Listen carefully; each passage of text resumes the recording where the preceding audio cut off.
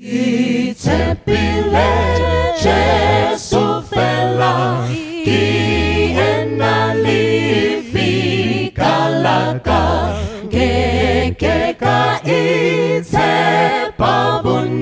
Itepile yena fela Jesu Christe kilifika Hote hohu Hutafita Hote hohu Hutafita Fali fifili musira Ikutatwa rom Yahweh Musififo sesitunagi Tomami huene Emily Fikengeli Tomami resite mu omwe kimusawa isifungo siqinile ulabo abamthembile nanxamina ngitangele uJesu ngisamthembile Jesu Christu litwala bongo gunye uzodlula bongo gunye uzodlula when he shall come with trumpet sound oh may I then in him be found letting his righteousness alone, faultless to stand before the throne. On Christ the solid rock I stand, all other ground is sinking sand, all other ground is sinking sand. Kwaziwa wadiwa vateereri nevatariri vedu tinoda kukuchingamidzai kuchirongwa chedu Health Matters apo patinokurukura nyaya dzeutano. Munoziva mukati meshoko raMwari pane kuna Philippians panotaurwa pachinzi whatever is right, whatever is noble, whatever is just, whatever is praiseworthy, think upon these things. Chese chinhu chakanaka chingataurirwa chingapupurirwa zvakanaka fungawo pamusoro pezvacho. Kana chitarisa nyaya yeutano hwedu tinofanira kuti timbotora mutondero sekuru wangu waitaura uchiti tora mutondero fungawo pane zvimwe zvinhu zvauri kuita zvinobata utano hwako. Pachirongwa chino tinechida kuti tikurudzire kuti tirarame upenyu hunotipa utano. Unotoona kuti kuna Corinthians pane panotaura pachinzi whether you eat or drink do it all for the glory of God. Zvatinodya zvese kana zvatinonwa ngatizviitei kuti tipe mbiri kuna Mwari. Takaita chirongwa chatakaita vhiki rakapera tichitaura pamusoro pevegetarianism. Nhasi tiri kuita part 2 yacho. Papart 2 yanhasi toda kuti tikurukure pamusoro pema-myths and facts. Pane zvimwe zvinhu zvatinongotaurirana kuseruko ameno zvatinotaurirana pamusoro pechivegetarian izvozvi zvimwe zvacho zviri zvekunyeba. Saka ndo zvatoda kuti tibatsirane panapa tine vadare vedu takanga takavaona vhiki rakapera ndivo zvakare vari kutibatsira kutaura nyaya iyi yema-myths and facts about vegetarianism. Ini ndinonzi Dr. Laisa Mbiriri. I'm a preventive health and lifestyle medicine specialist. Ndine doctorate public health ndakaemphasize nepreventive health kuona kuti tinopreventa sei zvirwere, tinobata prevention kubva kumunhu asina chirwere. Topreventa iwe kana watone chirwere chako topreventa kuti chisaende kuma-complication. Iwe wane ma-complication tokupreventa zvakare kuti usaite marwadzo akanyanya uve ne-quality of life. Saka prevention inotodiwa pese. Saka tirege tipe mukana uno kuvadare vedu vataure mazita avo. Ndinodaira kuti tinovaziva kana takaona chirongwa chevhiki rakapera asi vachazviintrodusa zvakare pada hatina kubata mazita avo. Makadi vateereri, zita ndinoitwa Kauson Mpupuni. Professionally, I'm a food scientist. Izvezvi ndiri kuita major in production of plant-based foods and also research yekuona kuti zvii zvatingaita kuti zvinhu zvedu zvifambe zvakanaka. Tinoda kukutendai mune basa rakanaka chaizvo munguva yatekeshera zvirwere. Tinoda maresearch iwawa ezvekuti chikafu chatingagadzira chinobatsira utano hwevanhu. Rambai muchiita basa ramuri kuita iroro. Makadiwa vatariri, indonzi Dr. Matanda. I'm a specialist physician. Just recently graduated with my master's in medicine, internal medicine. I'm also a medical missionary worker with 12 years experience in the field of medical missionary work. Ndinokugamuchirai kuchirongwa chino. We hope tichawa nenguva yakanaka as we discuss further from chirongwa che last week. Aiwa, tinokukorokotedzai. Zvinofadza kuona munhu wechidzimai, munoziva vamwe tinofarira nyaya dzemadzimai izvi. Zvinobva zvatifadza kuona kuti tine munhu wechidzimai achiadvhansa. Munoona kuti basa iri kare fesi yemachiremba yanga ingori varume. But ike zvino titoona kuti kune vanhu vari kuspecialize kuita basa ramuri kuita iri rinofadza. Ndibatsirei kutsanangura medical missionary pamwe tine vateereri vasingazivi chinonzi medical missionary.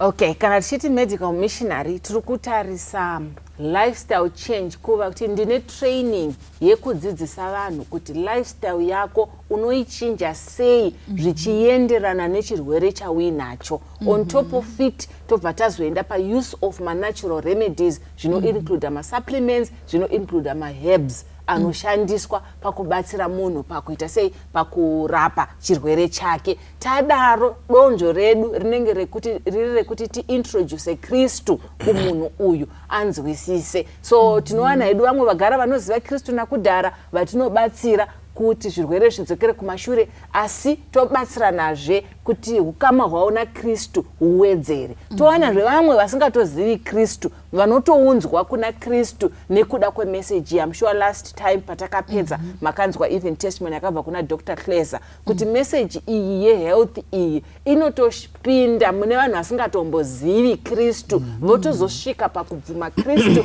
kusvika pakubhabhatidzwa nekuda kwemeseji iyoyi. Saka ndoyateke tichitaura tichiti medical missionary, kushandisa utano, uri mumissionary ari kushandisa utano kuparidzira shoko raMwari. Ndizvozvo, kozi nyaya dzeutano dzinobata munhu wese, kwese kwauri uchasangana nevari kurwara, uchasangana nyange naivo vatano vacho vanotoda medical missionary iwawo. Yes. Makadiwa vateereri, ndinoitwa Dr. Kleza. I'm a certified nutrition counselor, lifestyle medicine consultant, and naturopathic doctor. Currently, I'm working at the Adventist Lifestyle Center as the Lifestyle Center Manager, an initiative by the Zimbabwe East Union Conference to come up with a lifestyle center that can support lifestyle as a preventative and intervention. Kuti vanhu vangararama sei vachishandisa zvinhu zvakaita se-exercise zvichivabatsira pautano hwavo, uye kuti kana vachinge vachida kudyawo zvikafu zvine utano zvinonaka vanozvibika sei asi zvichiitwa nemutoo wakarongeka. Tinoda kutenda urongwa hwesangano hwekuti tive ne-lifestyle center, zvinhu zvanga zvakasarira kumashure zvakanyanya, asi tinotenda kuti direction yatakufamba nayo iyi inotibatsira zvakare kuti titsigire vanhu vanenge vachida kuti vaadopte health lifestyle yatinopromota. Teta kuwana kuti hatinowana uko kwatinowana support, kana kuri kwekunodzidziswa kubika kwacho vanhu vachiwana kunodzidziswa kubika, vanhu vachienda kumasemina, vanhu vachiwana kunorapika panzvimbo yatinenge takaestablisha sechechi. Chinhu chakanaka izvi. Sekutaura kwandaita tati tiri kuendera mberi nechirongwa chatakaita vhiki rakapera chataitarisa pamusoro pevegetarianism. Maybe tungoita karecap kezvatakataura vhiki rakapera, ngatingoteika recap kadiki yoti chatiri kuti vegetarianism chii. Alright, last week takadzidza nekutsanangura kuti vegetarianism in simple terms munhu angochoose diet yekuti achadyi nyama, akudya maplant based foods, zvichiinda zvakadaro. Tikadzidza isu kuti pane matypes aripo, kune lacto ovo vegetarian, then kobva kwaita vegan, avo vasingatobati anything chinoita nezvenyama. Then tikazodzidza kuti kune vamwe vanozongodyawo fish but vasingachadyi vasingachadyi zvimwe zvese izvi Zvese, ndo zvezvimwe zvatakadzidza. zvatakadzidza. Ndoda kuti ndingoti kune vateereri vedu vasina kuona chirongwa chatakaita vhiki rakapera, endai pamandara YouTube channel nepafacebook channel ipapa munochiona chirongwa chatakaita vhiki rakapera. Chiremba last week maitaura zveningireni whole foods plant based. Tiitire recap ipapa apo pa whole foods plant based apa. Yes, last week takataura whole foods plant based diet ndichiti ndinowanzofarira kuti timove away from the word vegan nekuti kune zvimwe zvinhu zviri vegan asi zvisina kunakira utano, zvakafanana nemafrench fries, zvakafanana nemasoft drinks, zvakafanana nedoro, zvakafanana nefodya. Zvinhu izvozvo zvitori plant based, zvitori vegan, let me say zvitori vegan asi zvinenge zvichizokanganisa utano. Saka isusu kana tichiadvocate diet yatiri kuda panapa, lifestyle yatiri kuda, it's a whole foods plant-based diet. Whole foods tichi-emphasize kuti ngapave nekubata-bata kushoma from the plant ichibva kufarm kusvika yasvika muplate. Saka ndinechida kuti ngapave nemaoko mashoma. Let there be very little processing, if any, from the farm to the plate. Tiri kuda kuti vanhu vadye chikafu chakazara, chakakwana, chisina kubviswa zvakawanda. Ndo yatiri kuti whole foods plant-based diet ine maadvantages akawanda atakabata, including kudzivirira zvirwere, kurivhesa zvirwere zvinenge diabetes, zvinenge high blood pressure, kudzivirira zvirwere zvinenge zvirwere zvemoyo, zvinenge zvirwere zveitsvo, zvinenge ma-autoimmune disease, zvinenge ma-allergies, zvatakazvitsanangura last week. Saka diet iyi ine ma-advantages akatiwandira zvikuru sei pama-benefits eutano. Tikabata zvenyaya yekuti pama-deficiency paya takabata kuti vitamin B12 deficiency inowanika kune whole foods plant-based person uyu angori parisk yekuti haasi kuita intake, asi tikatsanangurazve kuti tinorecycla B12 iyi. Saka kungoenda pa-plant-based diet hakureva kuti chibva wapanika ubva watyira kuti ndichaita B12 deficiency.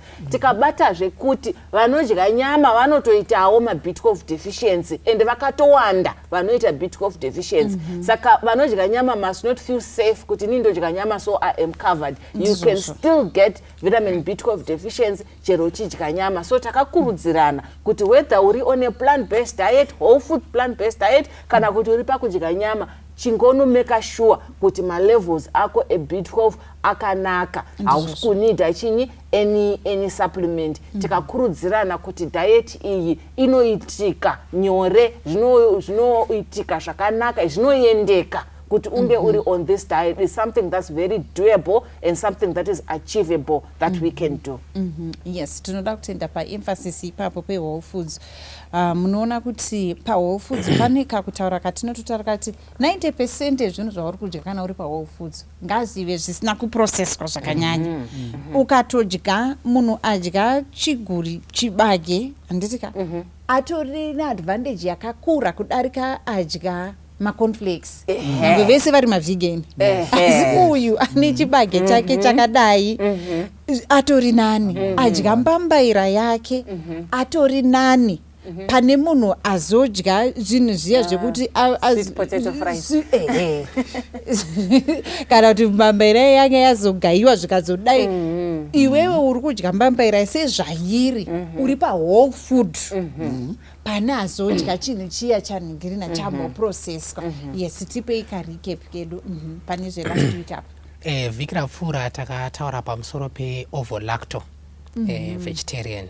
Ovo zvingoreva kuti mazai, lacto mukaka, kuti nderimwe boka rinogona kuwanika pama-vegetarian. Paboka iroriri pane zvakavanakira zvavanokwanisa kuwana, zvakafanana nokuti vanenge vasasawani maproteins ayaya anobva kunyama, uyezve vanenge varijusa zvakanyanya riski yavo yezvimwe zvirwere zvakawanda. Asi zvakavanakira paboka irori ndezvekuti pakudyiwa kwemukaka uyu ngausaitwa wemapipi, nokuti ndo kunobva ma-challenges ana lactose intolerance, uyezve vanenge vane zvirwere zveasthma vaya vanonyanyonetsikana nenyaya yedairy, uyezve vanenge vazodyawo mazai akanyanya kuwanda vari paboka irori cholesterol dzinonyanyokwira stereki zvozokonzeresa kuti ropa risafambe zvakanaka mundarira dzomuviri zvokona kuzokonzeresa kuti zvirwere zvemwoyo nezvimwe zvakadaro zvinge zviripo kana kusatofamba chaiko kweropa richienda kunhengo kunyanya kuvanhurume zvinogona kukonzera kuti ropa risafambe zvakanaka nokuti rinenge risafambi ndarira dzinenge dzavharika namafuta anenge abva kuzvikafu zvakaita samazai mazhinji. Tinoda kutenda. Saka munoona kuti vhiki rakapera takaedza kutambanudza nyaya iyi yekuti vegetarianism yakanakirei, zvese zvitakazviburitsa nyangwe nemastadhi ariko akaitwa, asi munoona kuti tine vanhu vashoma nini vanotora nyaya iyi yezveutano. Imi sei tichitine vanhu vashoma vanobata nyaya iyi serious? Kuzvino zvatoita kuti kune ka special group kanofanirwa kunge kari mavegetarian, kana kuti pane vamwe vanhu vangori nekakarekta kavo ndosaka vakaimbresa vegetarianism iyi. Sei isinganyatsotambirika? Toda kuzoenda zvedu topic yedu iri pamamits and mamisconceptions ariko vegetarianism. Ngatibatei kuti sei vanhu vazhinji vasingaimbrese shoko reutano. Iye nyangwe Mwari chaiye vakatanga kusika Genesis 1 vakapa vanhu kuti idyai miriwo is the original diet.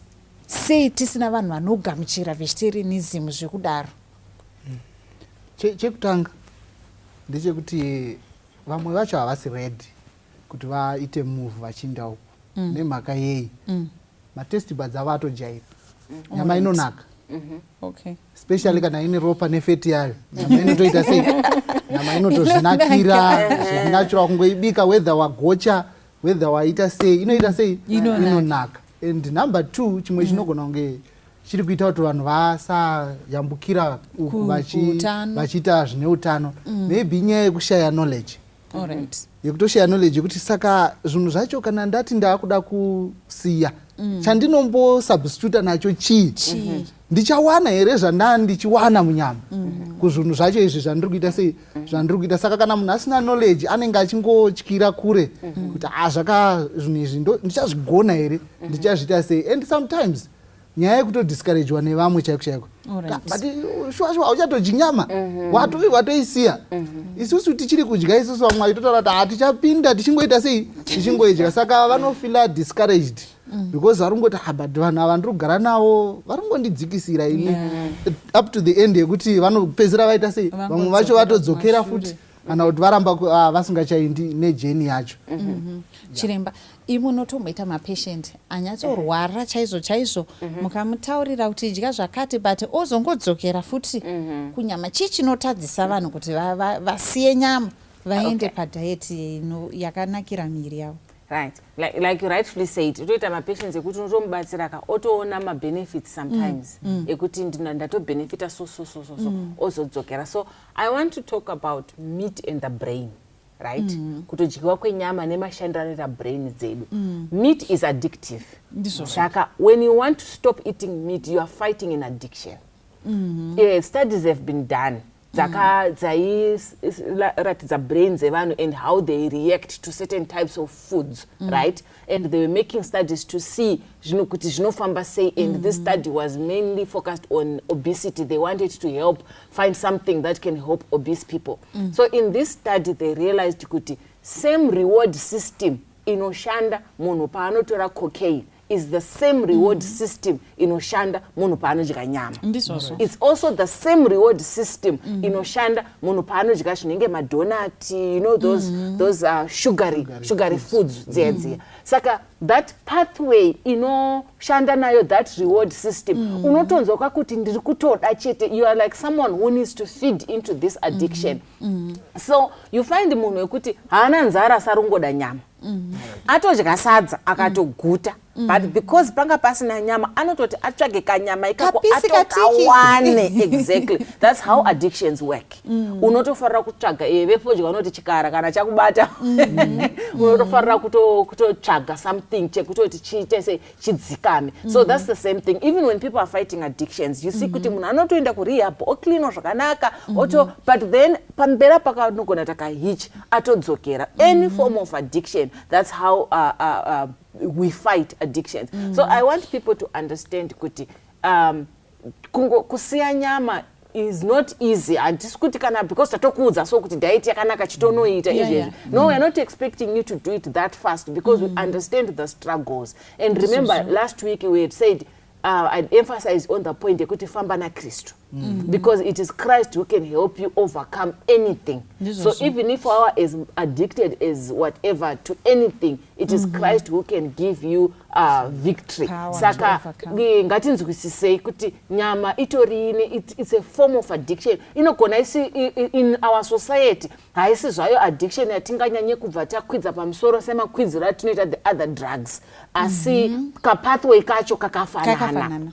Yeah, kapathway kakafanana. And then like you said, lack of knowledge and lack of support system. And dzimwe nguvawo kune mamwe machiremba vasinganzwisisi diet. Vanogona kuto discourage munhu. Saka wakuzotaura nemunhu anenge achitoti chiremba wangu akatoti nditodye nyama. You see? So last time when we were finishing, Dr. Klesa appealed to people in leadership and to doctors kuti batsirawo vanhu vaite machanges anovabatsira. And I always say kuti knowledge sometimes doesn't come with wisdom, because you find machiremba vanonzwisisa kuipa kwefodya but they still smoke. Tinotonyora ma-exams ekutoti unoita each system uchipa ma-effects efodya. But even after that doctor will still go and smoke. Saka dzimwe nguva machiremba edu atinoisa hope mavari vanogona kutirasisa. And panozouya manje munhu anenge akuda kuadvocata that healthy lifestyle, munhu anenge akamira nerekuti chiremba wangu akati. Anenge akati chiremba wangu akati. So zvimwe zvinhu zvinotadzisa vanhu kutora this lifestyle i-advice yavanotowanawo from some doctors. But like I said, kuti wanawo information imwe yaunozvitsvagira wega. And isusu we are religious. From the Bible, what does the Bible say? Zvinotaurwa nachiremba wako ita uchienzanisawo nezvinotaurwa naMwari. Wonawo kuti what can you take? And inini I always tell people that I'm a Seventh-day Adventist first before I'm a doctor. I'm a Seventh-day Adventist first before I am anything. Zvazvinoreva ndezvekuti udokta hwangu hunokwenenzverwa nema-beliefs andinawo from being a Seventh-day Adventist. Even the way I'm a mother of 4 children, the way I do my mothering duties, they are informed by my beliefs of being a Seventh-day Adventist. So even michiwano advice from the different doctors that we go to, itawo uchita say uchicompare, because we know kuti machiremba edu sometimes they are not the best people to give us advice, because ivo vanenge vachitodonawo in as much as they know how to help us. Kana tine diabetes, tine high blood pressure, tine diagnosis, they know how to help us. But sometimes when it comes to this lifestyle, go an extra step and read further. Confirm zviri kutaurwa nachiremba wako nezviri kubudawo in science nezvimwewo zvatiri kuwana from the word of God. So ndona sekuti ipapapo ipoint inodzosera vanhu mashure, because vanenge vachiti chiremba akati, you know. And I know people take us as semi-gods, hey? There are people are more ready to listen to what the doctor says than what God says. People believe in the doctor than they believe in God. You know? And inini sachiremba, what I'm doing is trying to learn my system akaiswa na Mwari. So who else are better to be believed? Me or God? And ndapedza ndotori nezvirwere zvimwe zvakawanda zvandotonyora kuti cause unknown. And we label these diseases idiopathic, because the diseases become idiopathic because we don't want to be the idiots. So we call the diseases idiopathic, right? We don't know what causes, you know. Saka patorine gap yakatowanisa, knowledge gap yakatowanisa in doctors. Titotorinewo ma-deficiencies, zvimwe zvinhu zvatisingazivi. Mwari asanoita sei anozviziva. So as we approach this, hatisi kuapproach like people who are just dry. We are approaching this subject as people who believe in God. So chimwe chinhu futi chinotadzisa kuti vanhu vaite ma-vegetarian inyaya yema-myths amati tichataura. And as we go through the myths, I hope people will get help and get more, you know, bold in accepting this lifestyle. Ndoda kuti nguva yedu iri kufamba chaizvo, ndoda ndingotaura pekuti munoona kuti pafood pyramid yatakatanga kudzidza tiri kuma grade 3 grade 4, kune vanhu unoona kuna chiremba vakaita sanana Michael Campbell vanozikanwa nenyaya yezvemaplant based foods aya handiti kana ana Esselstyn vakaita marisearch ekuda kuudza kuti titi aiwa piramidi yamuri kunyora iyi inotipa zvirwere but waiona kuti vamwe vacho nyangwe vaitomira kunyika dzine mukurumbira idzodzidzi ari kumira arida kutaura kuti izvi handizvo zvatakanyora pasapa but vanofaitwa nenhau yekuti nyaya iyi yekugadzirwa kwechikafu kutengwa kwacho industry inopa vanhu mari saka zvinogona kutoti vamwe vari unogona kutochiona chakanyorwa pachitonyorwa kunzi wana iron yako kubva kunyama yakawanda so idya 100 grams unozviwana mubhuku handiti rekuchikoro bcause takataka kuzvidzidza zvenyama izvi titori kuprimary handiti but wozoona kuti kune vanhu nekuda kwekuti industry tikangozvinzwisisa zvinhu izvi I think ndo pamwe patinotadza kuva open kuti kune vanhu vatori behind industry yechikafu iyi yavari kutodhiraivhawo saka vanoisawo zvinyorwa zvavo zvavane vachida kutoti zvibhilivhwe iwo ukasava nesimba rekuti Mwari vakuonesi kuti aiwa apa tiri kutambwa 10 not nekuti vanotogadzira zvavese zvavanogadzira vanotogadzira cheese yacho vari kunyatsotoziva zvaichaita kuti ichavhara manhingirini tsinga dzemunhuko asi vanongoramba vachiadvertisa vari kugadzira zvine shuga yakawanda madhiringi ane shuga yakawanda vanongomaisa vachimaadvertisa saka iwewo unogona kuchiona kuti aiwa izvi ingoni zviri kuadvertiswa ingoni zviri kuita sei hauchazivi kuti kuseri kune vakatarisa bhegi vakatarisa pamari chimwe chinogona kuita kuti vanhu vasafarira kuda kuembresa vegetarianism kana kuti shoko reutano irori ingari yokuti hatina ma-functional support structures are consistent for capacity building and availing of resources. Ndichireva kuti muchaona kuti vanhu vazhinji vanoti mwana achangobva kutendeuka uyu afunga kuti zvechivegetarian mubatsirei anorasika. Saka izvo zviri kubva pakuti already as a church ma-support structures ekuti munhu ndo zvaafunga kuita. So which steps should one take so that they get there? Those support structures haapo. Umobva ati saka iri bhuku racho iri ma-ingredients acho aya akanyorwa ndekuAmerica. Saka kuno kutozviwana kupi.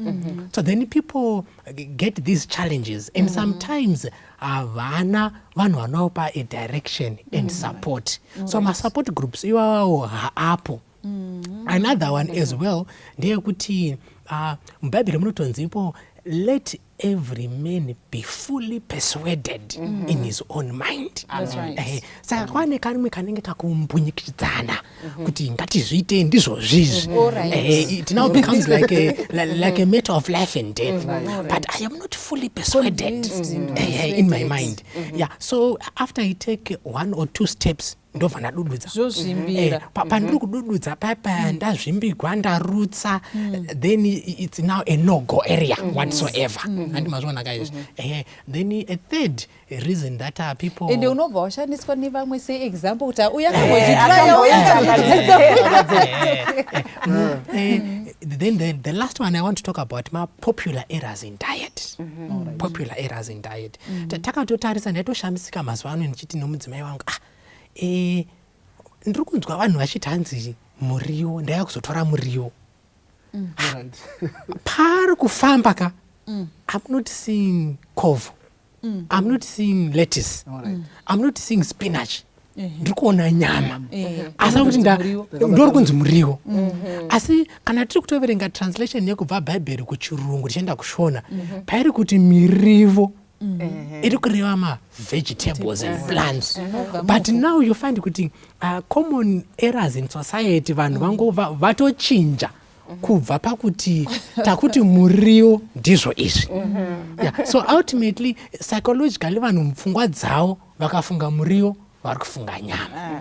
And on the other end ukangonzwa kuti vegetarian akufunga maveg full stop. So apart from that, then you begin to realize that then people begin to shun away from this message. So we need to look into these things, polish them up, demystify them, so that people get to a point where you also find that the health reform message, it recommends itself. It does not need to be supported. Haidi kuiswa matande ekuimisikidza inozvimisikidzira yega. Then apart from that, pane vanhu vazhinji vanoita health deformity. As a result of that, they then vamwe vachida kuzoita get on the platform, they become discouraged. And takatombopindawo mazviri. So you find that when you come out of it, you are better off than where you have been. That's right. Saka muri kuona kuti manyaya yemamyth, misconception, kushayikwa kwezivo ndo kunobva kwaita kuti vanhu vaite shun away from chinhu chakanaka chichatibatsira pakurarama kwedu, pautano hwako, unyangwe pakunzwisisa shoko raMwari. Vegetarian diet iyo inotokubatsira izvozvo. Ngatiendei pamamyth aya. Ndeapi mamyth ariko pamusoro pechivegetarianism ichi? I think yekutotanga chaiyo ndeyekuti zvinodhura.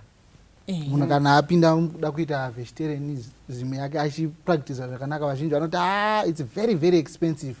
Why I think tambotaura nyaya yekuti it's because munhu ari kuda kupinda handiti but iye paari kunotarisa, ari kutarisa zvinhu zviri kuAmerica. Ndaimbotaura neshamwari dzangu ndichiti unowa munhu achiti ndiri kutsvaka tembe kuAfrica umeiwana kupi?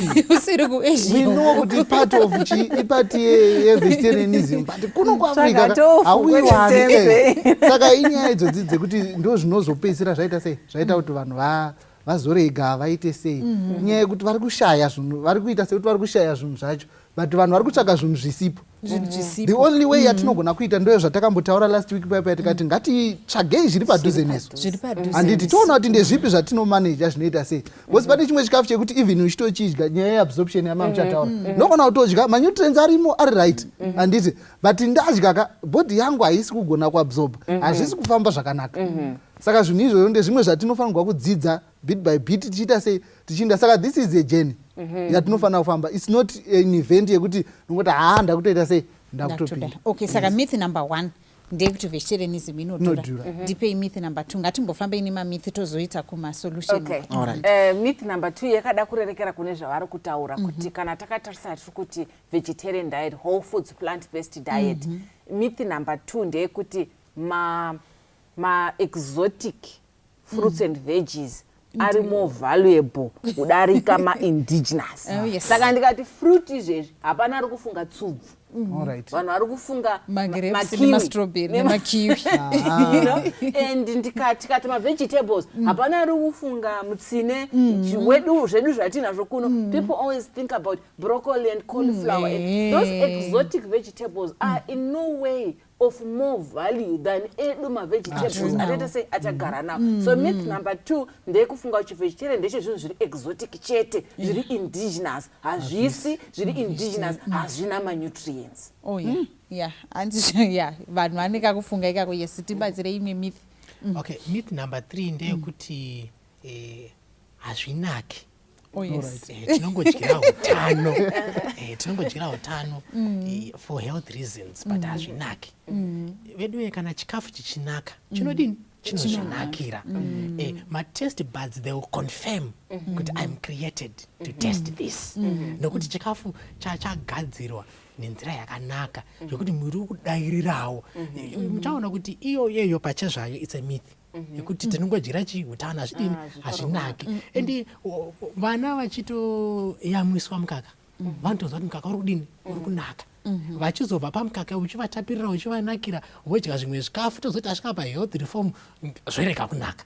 So ultimately you find that myth needs to be demystified, so that people get to a point yekurealize kuti aiwa zvinodini, zvinotonaka. Haisingori mvura nesota tokurunga tatopedza. Aiwa pane kamitiro katinogona kuzviita zvichitotinakira. Yes, mamwe mamyth atinawo.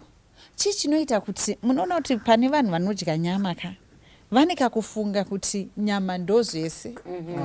Tofunga kuti chichinoita kuti vanhu vafunge kuti nyama ndozvese. Nekuti kana akangofunga kozi chivegetarian munhu akutongofunga kuti saka watobvisa nyama akutongoona kunge upenyu hwake hwatokolapsa kana tabvisa nyama. Alright, maybe because of extremism. Nekuti kune vainda kuseri vanhu vazhinji vakutofunga kuti ndikangopinda umu ndotopedzera ndakuondoroka ndakuita sei because pane manutrients andakuita sei andakushayiwa sezvazvichataurwa zviya zvekuti vamwe vatofunga kuti bit off chaiche handichatoiwani but even ari kudya nyama ari kunzi bit off yacho inogona kutoita sei inoona kutoshayikwa saka ndo imwe yemiti inogona kuwanikwa. Yes. Ndichitsigira pane miti yavari kutaura kuti vanhu vane muvegetarian wavainaye in mind kuti kana waita muvegetarian unotofanira kuonda ganda rako harichatofanira kutsvukira. I was sharing an experience yekuti nhasi pane interaction yandaita nasomeone akanditi haudyi nyama ndikati akati hausi kuratidza kurwara wani. To him he was very surprised kuti how are you not eating meat and yet you are not looking sick because myth irimo ndeyekuti aita muvegetarian anofanira kuondoroka obva aratidza kutambura stereki obva aratidza kurwara. That's a myth. You become unotoita zvitori very healthy. In fact you look healthier. Ukaona chivegetarian chacho kana kuti health reform yako yauri kuita yaya yekuti wakunyanya kuluka very sorry, wakutora ganda rako rine shena rina pane chauri kukanganisa. Something is not being done right. But when you are a proper plant-based diet person hauna need yekuti unge uchibva waondoroka wabva waita kunge wabva waita kunge wanyanya kutambura maningi. That's a myth. Being a vegetarian I say salvation by works yekuti unofanira kumbosafa. That's not it. When we do it properly you are actually healthy because mara hanga atipi diet yekuti tibva tanyanya even tikatarisa mubhaibheri Daniel neshamwari dzake vanotonzi pameso chaipo they were bright 10 times. Tozoti kutotarisa intelligence more than but even kuratidzika kwavo chaiko vachitoonekwa vaitoonekwa vatori zvigwindiri vatori vanhu vakasimba. Ndizvo. Yes. Another myth ndeyekuti it's dull. It's boring. Zvinotobowa izvi. A rainbow is exciting. Yes. A rainbow is exciting. We're going to talk about rainbow colors as a solution. Ukabuda panze uchiona the blending yema-colors amwe ari just in nature, it's exciting. So vanhu vasati vambofunga kuenda kure vakangonza vegetarian zvinobowa hazvinakidzi. So birthday party yako uchaita sei? So you find kuti even as we are speaking right now kune vanhu vakata vane maybe 20 years vari ma-vegetarian havachatozivi chinonziwo kufarirawo birthday. Keke uri vegetarian unodya keke zvakutoonekwa senge zvinhu zviri extreme. So you find kuti izvozvo zvekuti chinobowa chivegetarian it's dull zvakutodzingira vanhu kure. Saka chinomboita kuti vanhu vazofunga kuti iri dull vanhu vacho mavegetarian nacho ndo tisu tinenge tataridza vanhu kuti I think tisu tinofanira kuita maambassadors anditika ezvinhu izvi kozi kuti vanhu vasvike kumamithi tinofunga kuti kune some extremism dzinenge dzaitika poshayikwa proper representation of this message nemabenefits aya. Ngatiendei kune maextremism ndezvipi zvinoitwa zviri extreme panyaya yechivegetarian izvi. Regai nditotangawo nezvandakamboita from personal experience. Ndichishandawo kambani yandaishanda ndaishanda ma-night shift nema-day shift saka taingobikirwa chikafu chataibikirwa. Saka tichibikirwa chikafu icho chichi ini ndakaona kuti since being a vegetarian zvakandinakira kuti ndiaproacha vanhu ve-kitchen staff kuti ndiri mu-vegetarian. Mupfungwa dzavo vegetarian yangave ma-meat analogs. Saka upenyu hwangu hwese hwegore rese ndiri pa-attachment chandaidya every day chachakawanda ma-meat analogs. Zvimwe zvese izvi zvazvitori refined. ande muri zvanaka izvo kuti kana riri sadza racho ranga refined kana chiri chingwa it's refined kana riri rice it's refined ende muviri wavo wakatokurawo zvokutokura uchiri vegetarian kutosvika pakuti ndaitonetsekana kutofamba chako kutomhanya ndaitofemereka kutadza ukatorara utonzwa hana ichirova mapalpitations kurova kangoma kudai paunomuka makuseni wopotanga wafunga takomana ndoenda kubasa here asi zvisinei ndikasanganawo nachiremba chiremba musavadha akabva ndiratidza kuti no kamitiro kauri kuita vegetarian handiko idai uchidai ndobva chitanga kutodini kutodzokedzana nekutoendeka zvakanaka saka izvozvo kuti variety yanga isipo variety kungoita kungoti vegetarian nokuti akanzi mavegetarian meat analogues iwawo mavegetarian sausages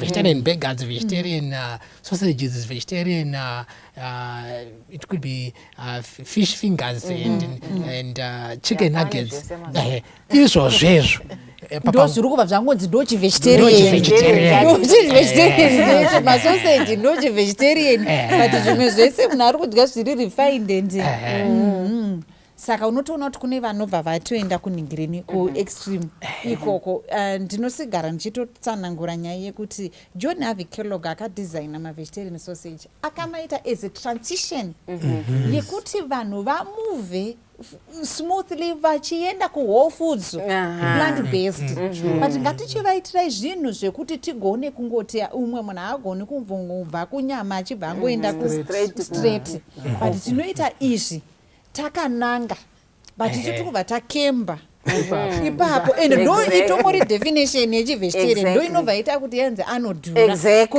ndopega patakamira ipapo zvimwe zvese hatina reformu hatisi kudya zvinhu zvisina zvakasurwa hatiri kude whatever takemba pazvinhu izvi ndo zviri kubva zvatipa definition ameno imi ndimi munogadzira mavegetarian sausage aya ya saka ndichingotsinidzira zvavava vachitaura handiti muchaona kuti zvakafanana nesu isusu kana tichigadzira we use soya and it is one of our products, as one of our raw materials.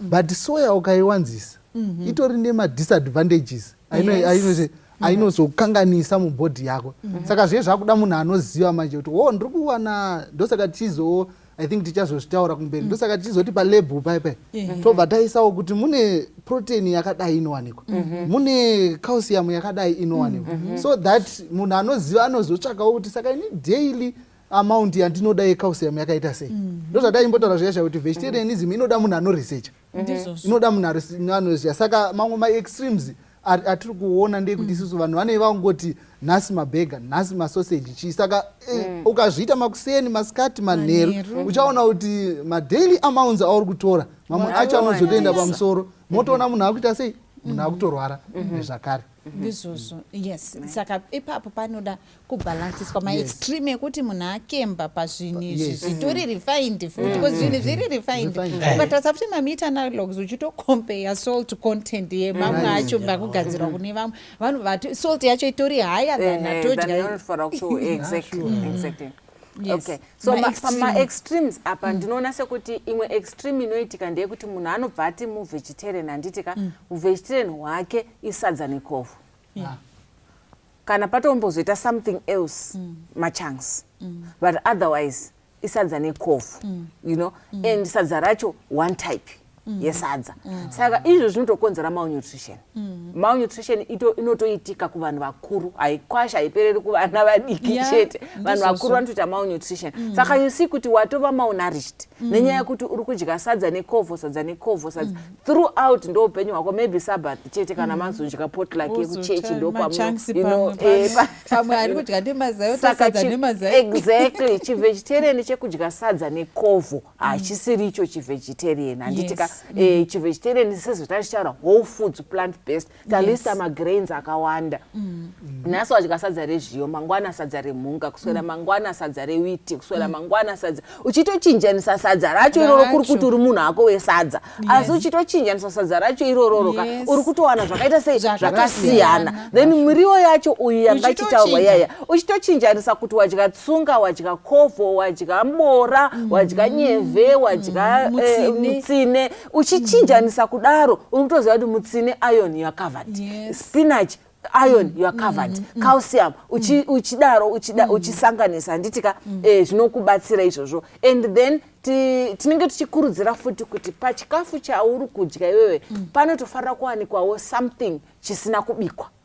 Handitika saka hatisi kumboti nonotenga zvinodhura zviri padhuze zvacho izvozvo, domasi neonyeni negaka izvozvo gaka whether iri smooth cucumber kana kuti reminzwa riya kana zviri padhuze newe sezvanga ivampupuni zvanga vachiemphasize izvozvo zviri padhuze newe wedzerawo mudiet mako. Handitika pachikafu chemakuseni chatataura mbambaira taine manhanga tine zvakawanda zvakatitenderedza zvinowanika padhuze nesu zvatinogona kushandisa.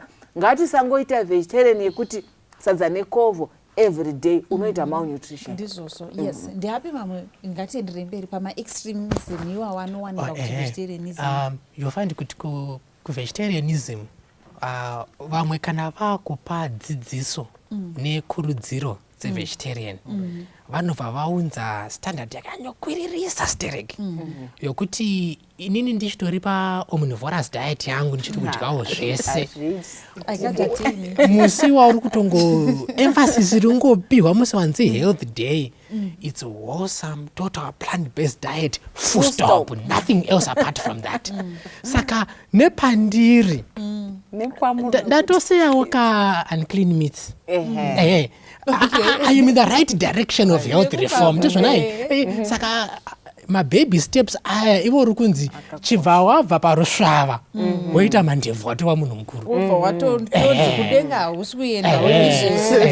Saka there's that extreme view yekuti unofanirwa kutongodini cold take wasvika kwenhero usina kuita go through some of these stages. And you find kuti dzimwe dzidziso dzacho dzofamba dzichiti futi kazhinji dzinoenderana nokuti mafuta ngaasatoshandiswa zvachese.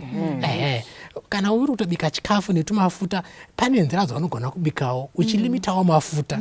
Chokwadi hana kutinakira akawanda asi tizoti zvachese mafuta takutosiya kushandisa mafuta vana kuti ina ndichimboshandisa 5 lita yemafuta pamwedzi iye zvino ndakunzi chibika chikafu chawo chadya pasina mafuta.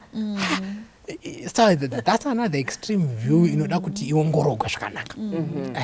Munoziva pane time yakambonetsa nyaya yekunzi madomasi asangane nemaveji nefruits nemavegetables yekuti nyaya iyoyo yakanetsa vanhu. Vamwe vanotaura makemeeting ekunyazura kwaitwa zvekunzi pakanetsa panguva idzodzo zvekuti unoona kuti kune vamwe vanhu vanoda kubva vasvika pekutoti umu akutomaka pleti yacho atopinda pamenyu. Dr. Matanda akutoti saka mubinzi menyu mune tomato necarrots. Tomato is a fruit.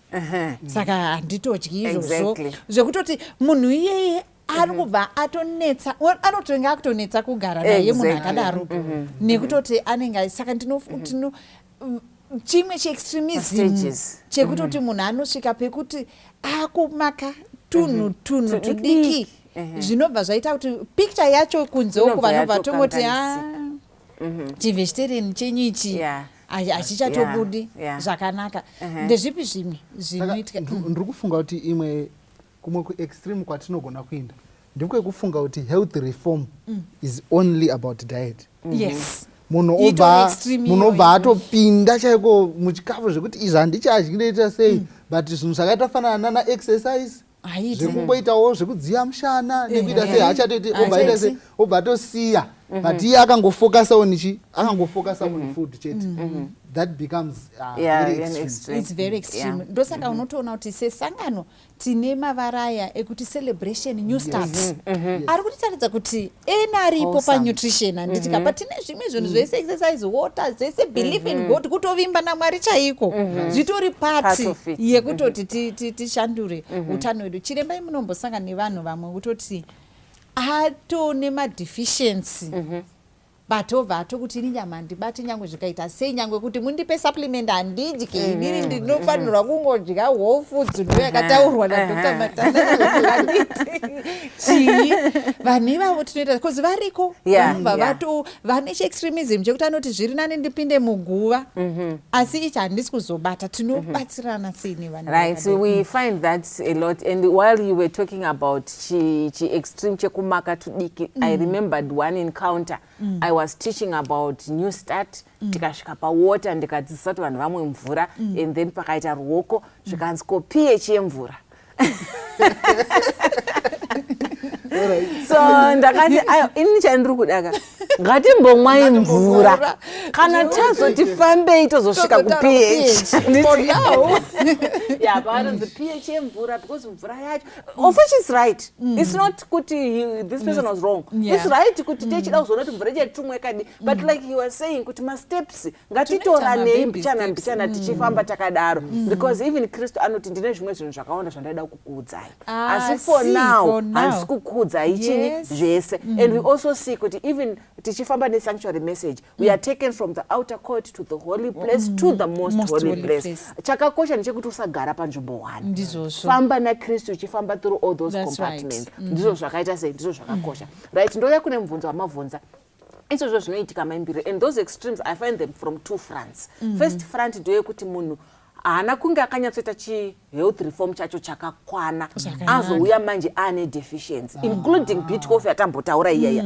kana kuti calcium kana kuti iron azouya manje ane deficiency ndochimutaura kuti no patasvika apa pekuti I need to supplement you and ndotofanira kutombokupa riri injection for your supplementation maybe beet coffee kana ndoda kukupa calcium kana kuti vegetarian hwako ngati hu adjusted this way but munhu because akangobata kuti chivegetarian changu kana chikabva pasadza nekovho anoita sekuti arasa kutenda samba zvitaurwa naDr. Claire kuti munhu anofunga kuti zvinofanira kushata zvikanaka there's something wrong you know yeah there's something pakangatsika kana zvikatonditestira zvakanaka something has gone wrong and izvozvo zvinoitika what I want to tell people like that is you know be open minded Mwari akatisika tine variety akasika path kuti this is the way umwe anofambira pakati umwe anofambira kuleft umwe anofambira kuright but still chakakosha ndechekungoti remain in the path handitika saka tsvaga vamwe vanhu vane kutenda kwakafanana newe vanonzwisisa chivegetarian ichi because sometimes munhu kana amuvegetarian they become skeptical kuti ndikangonosvika kuna doctor ongonitaura kuti dya so chiremba wacho zvimwe zvinhu ndoona achiita hazvindipi kuti ndimutrust saka tsvaga vamwe vanhu ivo panel yese iri panapa iyi tinewe in believing in this message so look for people who are like minded and get advice from them zvinokubatsira hapana pandichakupa advice inokurasisa because I believe in the same things saka tikutobelieve pane zvimwe chete so the advice you are going to get from us is advice inoita sei inokubatsira right second thing inyaya yemapirits zanambo zvakataura kupart 1 kuti hazvisi zvekuti wobva wati ndakatodzidza whole foods plant based ndakaona chiremba vanga aripo wakataura zvinorivheseka ndatosiya shanda namedical practitioners sezvatakataura last time pane mamwe mapirits asingazoiti kuti usiye pane mamwe anotoita tinotobvisa easily kutokuti wanga uine 15 mapirits tatoabvisa but pane mamwe asingazoiti kuti uite sei ubve paari saka usazongova headstrong going for your downfall idi maita basa munoza panyaya iyika kune munhu anobva atoti nekuti ndakaudzwa namedical missionary kuti ndidye izvi mapirisi akatobva atomasiya mangwana achona iwawo it doesn't work that way kutori nemapirisi ari more dangerous to live than to continue saka wana munhu anonzwisisa kuti iri piritsi kairi of course maybe it was not the best decision kukupa this tablet but because you have been on it kutorisiya kunotokukonzeresa worse ngatiite bit by bit exactly then as we talk about mapirits we understand kuti this is a tiri advocate for no mapirits aya takanyanya kunangana nema-lifestyle diseases atinogona kuita something about. Pane zvimwe zvinhu that because we are living in a world of sin, there's nothing you can do about it. Wakatozvarwa brain dzako dzisina kugadzikana zvakanaka saka unotori ne-epilepsy. Pane development yakatokanganisa. Exactly, you get what I'm saying. So though people are headstrong in both directions, whether it's diet and supplements or it's in tablets, vanowanika. What I can say is find someone ane same convictions which are safe, that you can talk to. They are there. Machiremba akawanda who believe in this message. I know there are some people wakangoona kuti doctor cheta atone label kuti i message. There are some doctors and sinindega ndiri kumira ndichitaura about this health message and advocating for it. Tine machiremba akawanda who are Adventists. We have machiremba who believe in this message. Vakatowanda and vari kuwedzera by the day. Like I was giving an example, kuti now tine 12 years experience. We've worked with doctors at every level. Some who are still medical students, from medical students to qualified doctors to specialists who believe in this message. So dzimwe nguva machiremba are not your enemy. They are not there to pull you back in your health reform. They are there to help you. Basa ra chiremba first and foremost is to preserve life. Saka, first and foremost, I must not do any harm and I must preserve life. And when I have the same convictions with you, I am even working double hard to preserve this life. So understand, Kuti, I need to keep you alive. So work with us. Work with us. We are not always your enemies. I know, like some doctors will give you information, you know, it are contrary, but we are not always. It's not every doctor. And pull yemachiremba who believe in this message iri kutowedzera. Mwari ari kuzviisira people who believe in this message who are doctors at every stage, in every specialty. Let's work together. Saka kuti tibva tasiya pfungwa, ngatisiyei pfungwa yekufunga kuti kana ndatoita health reform ndato enemy. Chiremba ato enemy yangu kana kuti mapiritsi ato enemy yangu handichatobati because kune vanobva vatobata endi iyoyo. Saka tobatsirana sei nguva yedu yatopera? Ndinoda kuti tikwanise kunyatsoti tabvisa mamyth aya, tiabvise tobatsirana sei nevanhu vane mamithi, nevanhu vari kuma-extremist views, whether yekunyama ikoko vane extremistic view. Munoziva kuneyo kutoti iwe une mwana wako anenge ari vegetarian ukatoenda naye ukaenda naye pavanhu vane vachitomunzira kuti nai maimbiri zvino mwana makamiitireiko decision yakada iyo musiye yaite makazoita vane decision makura kudhisaidira kamwana kachenje kakadai ukadhisaidirei woona kutoti titori nepfungwa dzakato. Ini ndinotoona kuti tichitotarisa panyaya yevanai zvitori nani munhu agare apinda muright form. Exactly. Than kuti nditi aiwa mwana iwe wakadecide wakazosiya iwe hati wakasiya nyama watokura here iwe siya mwana apinda. Zvitori nani mwana ari kutotanga ari mudiki kusamupa shuga kuti chitotanga mupa poriji kusatomupa zvinhu izvi zvitongori nani titongotanga naye mwana aine shoko reutano. Than tizomirira vanhu vakura, tizomirira munhu arwara kuzomuti chisiya inyama tingotanga takangodaro. Ndoda kuti ndiite pane vanhu vekuti vanotambudzika zvakanyanya pakuti saka zvino maoption angu mamithi tamademystify. Handiti tiri kutonyatsoona kuti izvi zvinogona kutodyika zvichinaka, tinotodya zvakawanda. Saka tobatsirana sei ipapapa? Dr. Hleza, mirayitipe Dr. Hleza. Imi Dr. Hleza tinongoziva kuti mutori chef futi, handiti munotoita zvekubika ichochi vegetarian ichochi munobika zvakanaka zvinofadza chaizvo. Kana tasvika panyaya dzekugadzirwa kwechikafu muchaona kuti tinogona kuti chese chatinogona kuwana mushopu chinofarigwa navanhu vachidya tinogona kuchigadzira chichinaka nema-ingredients ane utano hwakanaka. Zvakafanana nokuti iyo vegetarian yacho kana munhu ari kudya majarini atakajaira ayaya anogona kukonzeresa kuti level yemasaturated fats inge yakakwira. Saka uri kubva ipapo unogona kuita sei? Upfu hweyellow wauya tikatobika kuita porridge, tozanganisa ingava nemamwe mafuta mashomanini akaita se-olive oil kana coconut oil, a little bit of salt, a little bit of sweetener, and then just put it in the fridge. Zvotogwamba takutozora pachingwa zvidini zvichitonaka.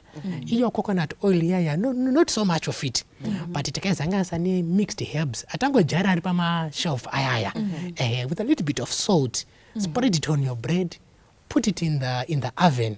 Yatova ka-toast kekuti uchakatsenga kudai. Zvandamboreva pa previous presentation yedu yaya kuti ma-taste buds anodairira kuti you know what, I'm created to taste this. Apa ndiringotacha hangu panyaya yema-spreads kuti susotozoita sei. Ma-sunflower seeds ayaya tikamagaya mbichana tongokanga zvima-onion zvedu zvakanaka tozanganisa nema-sunflower seeds aya, a little bit of salt, a little bit of seasonings.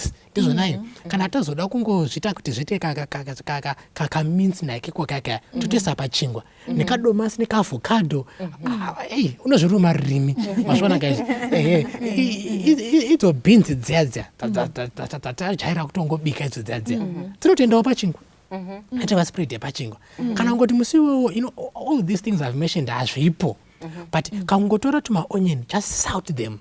Akatichiti salt kureva kuti urungozvibika nesteam mbichana with a little bit of salt, kungonozisa pachingwa kudai ka-combination kako kengoti ka-onion kangoitwa steamed kaine zvisalt zvishomanene zvaenda pachingwa, ka-combination akanomira zvakanaka ikako.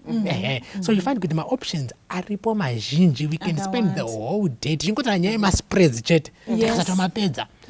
Idzo vanomati machiku kuchishona nyimo idzo dzadza tikadziita soak overnight, mangwana makuseni kana une kablender kako kana kaduri kako wakutswa uchizanganisa nezvinhu zvakaita sevanoti runinga sesame seeds dzakambokangwa mbichana dzadzia, handi dzinotorimwa muno muZimbabwe kaidzo dzadza, netusalt tushomanene netumafuta tushomanene, wazvigaya uchinonisa pachingwa kudai zvinonaka. Chero kungonozvisa pamusoro pembatata dzaunenge wabika, pamusoro kungonodonhedzera kudai wododya.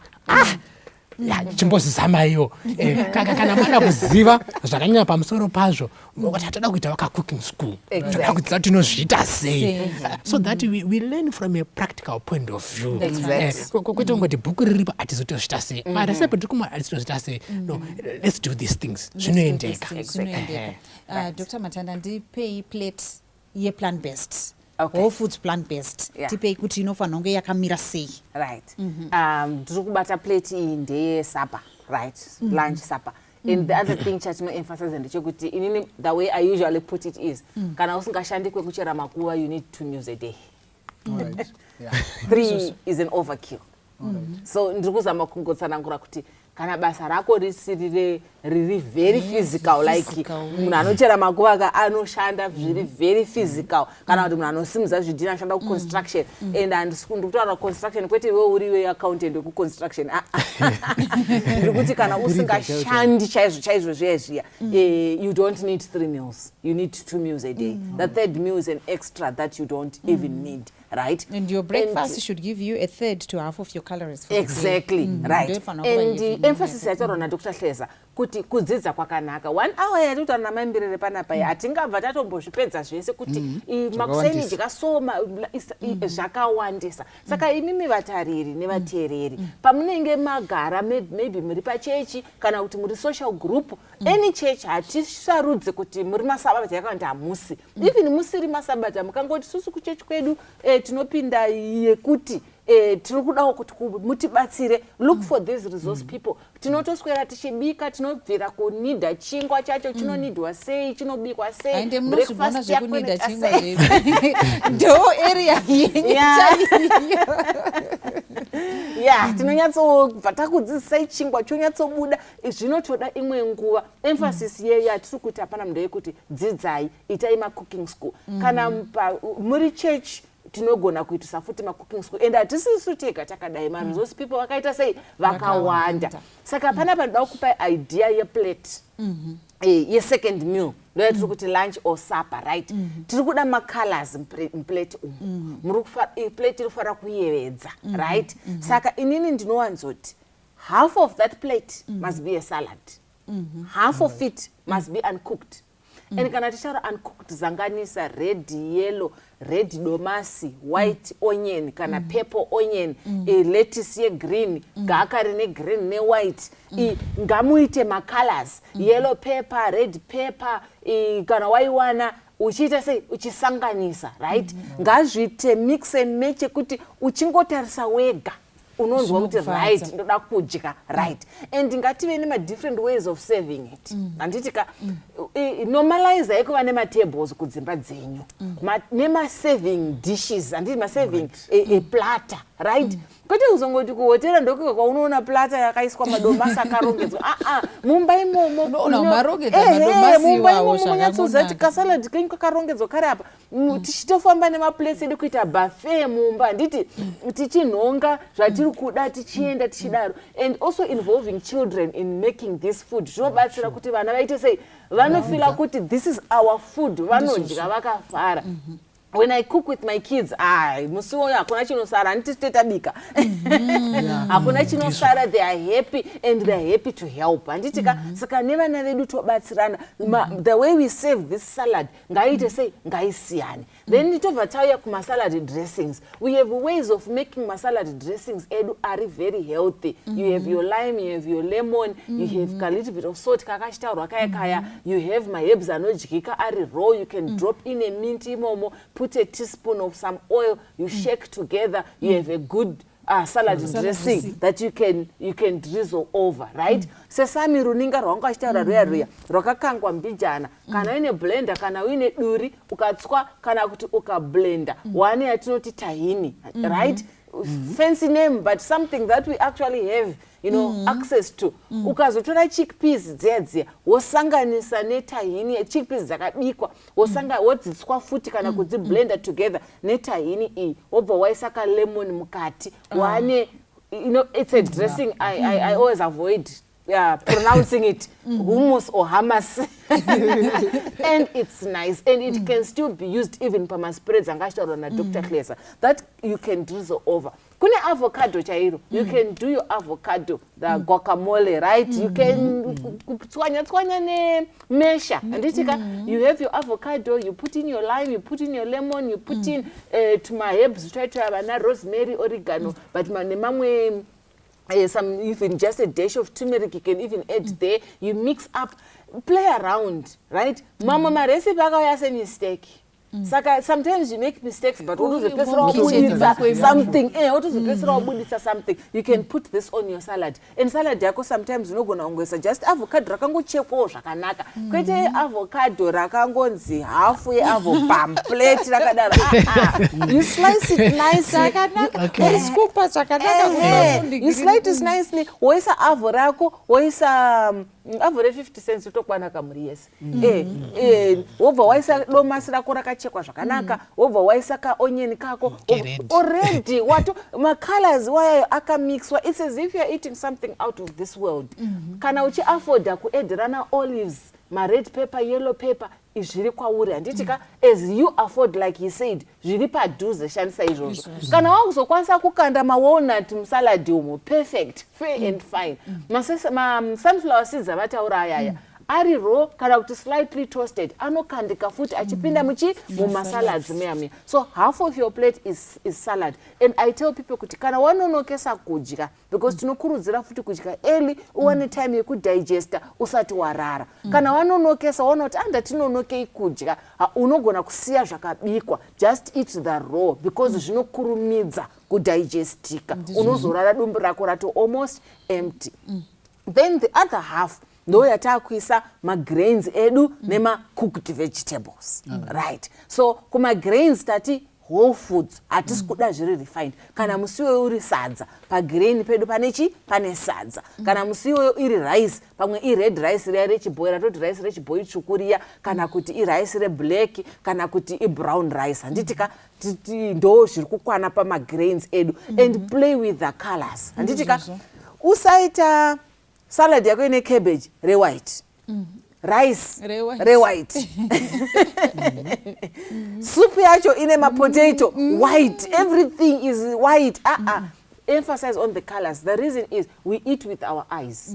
Tinema parts a brain and no light up when they see different colors in the plate. Right. So plate yedu tanema grains, tanema cooked vegetables edu, kana kuti legume ratiri kuisa, or we can still have the legume and the cooked vegetable. But ndoda kuemphasize kuti ngatisanyanye kuisa zvakawandisa futi in one plate kuti masabata tiri guilty muswe potluck. Zvese unozvida kuti uise muplate mako. Just have about 3 or 4 things in your plate. Colors ako simple cooked zvinoda kubikwa zvichibva, especially grains ngaibve please. Musajike manhuchu asina kuibva, munoita mudumbu. Kana sadza chairo. Exactly, sadza chairo ngaribikwe ribve. Grains edu anoda kunyatsoibva. Then we can have cooked vegetables, we can bake them, you can bake broccoli, cauliflower, or kana tiri kubika tsunga yedu, kana tiri kubika nyeve yedu inenge iripo. Then I want to emphasize, we didn't talk about it just quickly, pama meats inyaya protein. Ma-vegetarian vano-accuswa kuti vane protein shoma. But I want to tell you this. Protein you need as a woman is about 50 to 55 grams the whole day. And for a man is about 60 to 65 grams the whole day. And body yako does not store protein. Excess protein yese yawadya, you are giving your kidneys extra work to clean it. And pane zvandataura izvika patori nema-combination e-protein anotokwana ukatarisa pane zvawadya makuseni, wadya sunflower seed, wadya sesame seed, wadya beans, utori ne-protein content. Wadya chingwa which is from wheat, kana iri whole wheat, mutori ne-protein content. You go to this plate which is also a mixture, utori ne-protein content. So as a meat yatanga tasirira, and in this plate I want to tell you, no, don't worry about it. As long as you make a variety, you are done. And your plate must be amazing and looking, you want to eat it when you see it. Maita basa mataura, imithi yatata sirira, kwa sinongofunga uti protein yega. Inyama ndozi musoro nevanhu but ma-vegetarian vatori ma-protein akawana ma-protein sources unototarisa patine chicompare kuti protein yemusoyi yakatowanda kudarika yemunyama tine chitotarisa zvinhu zvese izvozvo. And things like spinach actually have protein as yes well. And also izvozvo zvekuti takakombatumelize zvinhu zvekuti carbohydrate ndine chiti sadza nechichi vegetable ndine mavitamin nechi handichatozivi kuti muvegetable mune protein. Handisi kutoziva futi kuti muwheat mune protein.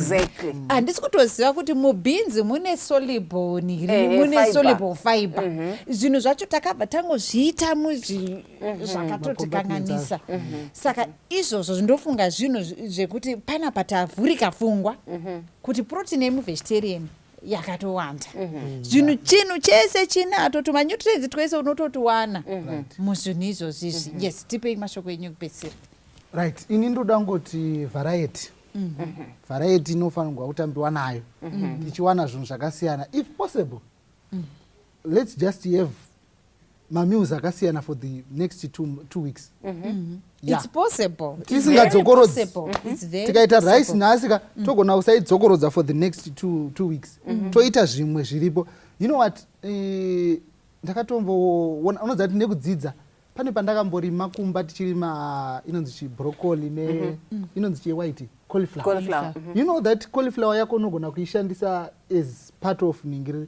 Taitoiti rice cauliflower. Taitogadzira rice cauliflower wozotsvaka ma-proteins ako. Saka unenge watosiya zvimwe zvekuti ndakuisa vana sadza chichi. Saka there is a lot that you can do. Mwari vachitibatsira iyoyo hatifanirwa kuisiya. Mwari vachiita sei vachitibatsira. And muchaona kuti madiet yatiri kutaura nezvayo ukanoverenga zvakanaka Jesu unotonzi mwana achinge azvarwa handiti butter and honey ndo chaive chikafu chake chekuti arege kufunga zvakaita sei zvakaipa, which means this diet inotokubatsira even maprocessor aunoita zvinhu.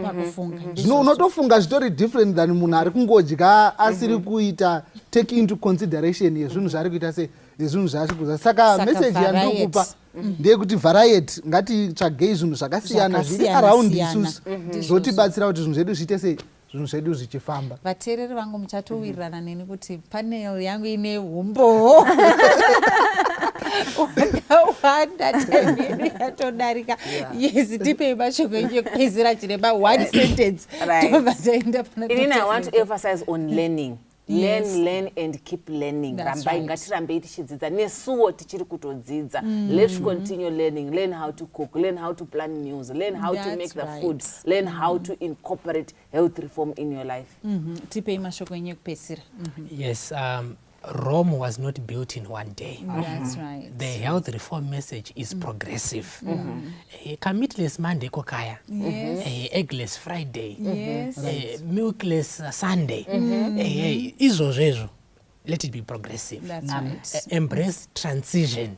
Kusvika wachibatawo uchiri kunanavira usati wasvika zvadi uchasvikapo. Vampupuni tinamatirei musati matonamata. Ndoda kuemphasize matauro kuti mamuchirima nditika ngatigone kuzvirimira zvinhu zvatinodya. Chinoita kuti uzoti pepa yadhura mayellow pepa angachataurwa yandino ukangoita kagadheni kako unogona kurimira zvinhu zvako mukasaga mukaflower pot. Pane umwe mutauri anoti maruva amunoshongedza pamba pesa pamunoadiwa adyiwe.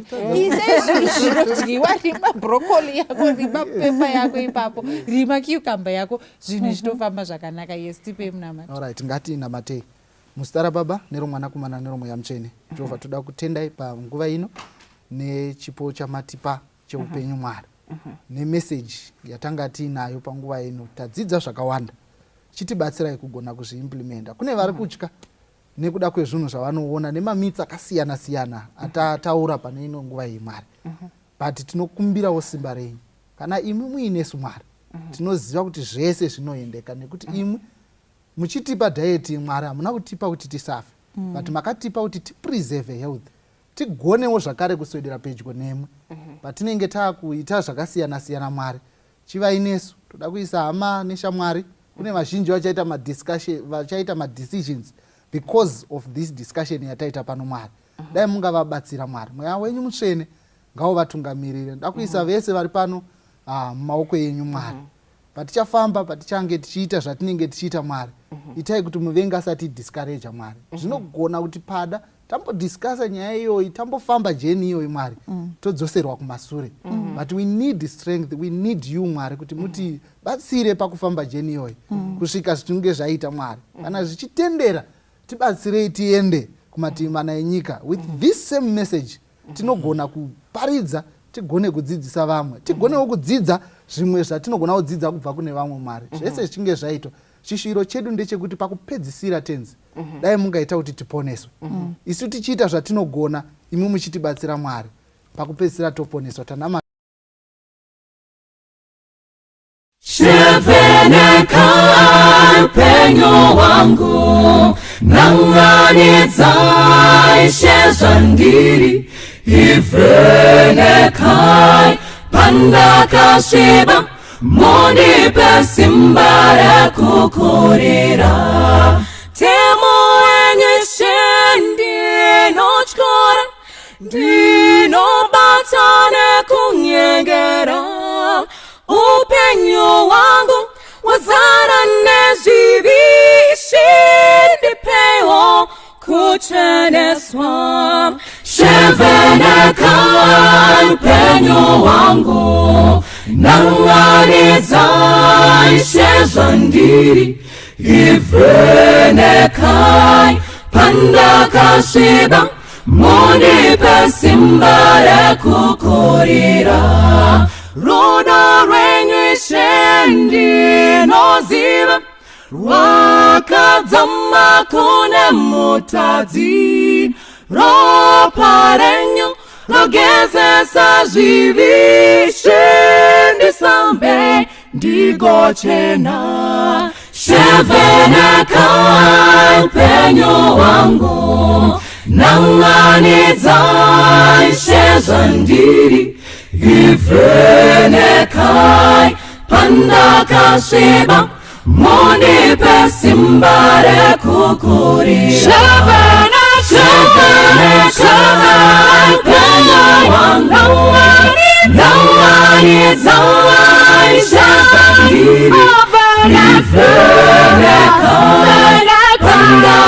kashiba, munipe simba rekukurira. Shavana, shavana, zawani, zawani, shavani, ifeneka, panda kashiba, munipe simba rekukurira.